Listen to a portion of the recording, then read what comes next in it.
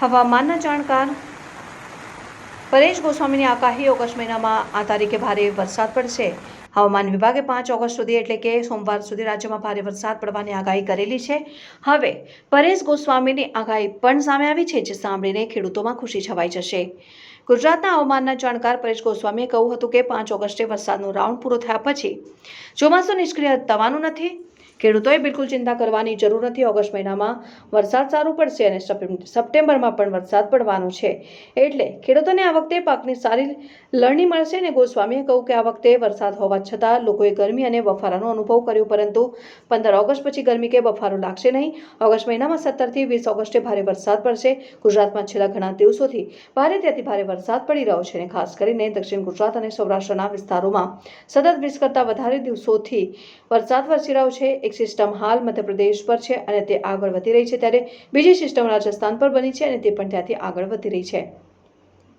બંગાળની ખાડીમાં બનેલો લો પ્રેશર એરિયા આગળ વધીને મધ્યપ્રદેશ પર પહોંચ્યો અને ત્યાં પહોંચતા તે અતિ મજબૂત બનીને ડીપ ડિપ્રેશનમાં ફેરવાઈ ગયો છે। આ સિસ્ટમ હજી પણ 1-2 દિવસ સુધી ખૂબ જ મજબૂત સ્થિતિમાં રહેવાની શક્યતા છે। શનિવારે પણ આ સિસ્ટમ અને ઓફશોર ટ્રફને કારણે દક્ષિણ ગુજરાતના કેટલાક વિસ્તારોમાં ભારે વરસાદ પડ્યો અને બીજા ઘણા વિસ્તારોમાં મધ્યમ પ્રકારનો વરસાદ પડ્યો। હવામાન વિભાગે જારી કરેલા બુલેટિન પ્રમાણે ગુજરાતમાં 4 અને 5 ઓગસ્ટના રોજ ભારેથી અતિ ભારે વરસાદની શક્યતા છે। આ 2 દિવસોમાં રાજ્યમાં કેટલાક વિસ્તારોમાં વધારે વરસાદ પડી શકે છે, જે બાદ રાજ્યમાં વરસાદનું પ્રમાણ થોડું ઘટશે, પરંતુ હવામાન વિભાગે આખા અઠવાડિયા દરમિયાન રાજ્યના વિવિધ વિસ્તારોમાં હળવાથી મધ્યમ વરસાદ સતત ચાલુ રહેશે। ગુજરાત રિજનમાં આગામી 3 દિવસ સુધી સતત ઘણા વિસ્તારોમાં વરસાદ પડે તેવી સંભાવના છે અને વરસાદનું જોર પણ 3 દિવસ સુધી ચાલુ રહેશે। ગુજરાત રિજનમાં પૂર્વ, દક્ષિણ અને મધ્ય અને ઉત્તર ગુજરાતનો સમાવેશ થાય છે, જ્યારે સૌરાષ્ટ્ર અને કચ્છમાં 6 ઓગસ્ટની આસપાસની વરસાદનું જોર ઘટવાની શરૂઆત થશે। કેટલાક વિસ્તારોમાં વરસાદ સંપૂર્ણ બંધ થઈ જશે તો કેટલાક વિસ્તારોમાં વરસાદ હળવો અને છૂટો છવાયો રહેશે। હાલની સ્થિતિ પ્રમાણે અને હવામાનમાં વિવિધ મોડેલો દર્શાવી રહ્યા છે તે પ્રમાણે ગુજરાતમાં 11 ઓગસ્ટ સુધી વરસાદનું જોર ફરીથી વધે તેવી શક્યતા દેખાતી નથી, જેથી ઘણા વિસ્તારોમાં વરાપ નીકળે તેવી સંભાવના છે। હવામાન વિભાગે પ્રમાણે આગામી 2 દિવસ સુધી દક્ષિણ ગુજરાતના વલસાડ, નવસારી, ડાંગ, તાપી, સુરત, ભરૂચ અને નર્મદા જિલ્લામાં વધારે વરસાદ પડવાની શક્યતા છે। દમણ, દાદરા, નગર હવેલી, સેલવાસના વિસ્તારોમાં પણ વરસાદની શક્યતા છે। દક્ષિણ ગુજરાતમાં કોઈ વિસ્તારોમાં ભારેથી અતિ ભારે વરસાદ થઈ શકે છે।